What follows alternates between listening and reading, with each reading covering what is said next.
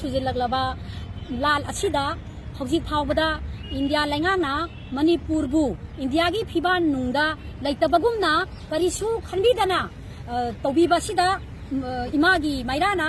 नुंगनांग पोक्चै असिना मरम ओइरगा ngasi Imangi मायरागी तरफतगी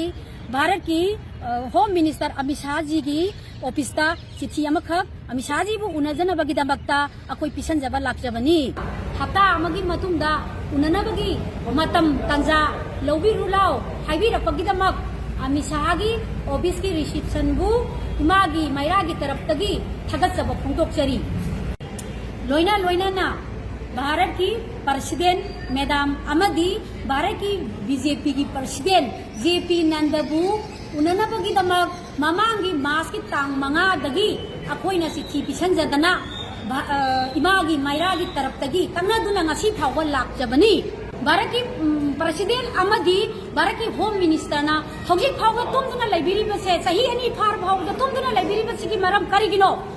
गुम्बा करना फावबदा था तरुक तुमलबा मतुंगदगी हगोतुना मसागी मतिक मथौना मरिंजेन उथोई अदोबु भारत की मपी मपा ओइबिरिबा नखोइना हौबि फावबदा तुमदुना उना उछिनदा खंगना खंसिनदना लाइबिरिबसिगी मरम करिगिनो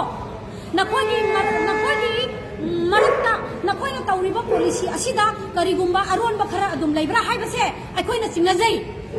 ngasi फावबदा भारत की प्राइम मिनिस्टर नरेंद्र मोदी फावनसो अखोगी मणिपुर बो यिबिदे कसुमता अखोगी नाक्ता लापीदे मणिपुर की असि यौना वारबा तारबा मतम असि फावबदा नोमता अखोगी ने हाइबदा महांगना करिसो तौबिदे पुनमक्सिंग असिना मणिपुर बु कसु लाइतेना खनबिरिबसिगी मरम करिगिनो मणिपुर हाइबसे भारत की मनुंगदा संबा अदुगुबलबा लम अमनी मणिपुर भारत की मनुंगदा चली अखोई भारत की मसानी अखोई बु करिगिदमक्ता यिंगसिनबिद्रबिनो कोई बु नुसिबिद्रिबिनो मरम करिगिनो भारत की मोदी जी दा आई ngasi वहांग अमा खप्तंग हंगजनिंगी मदुदी मोदी जी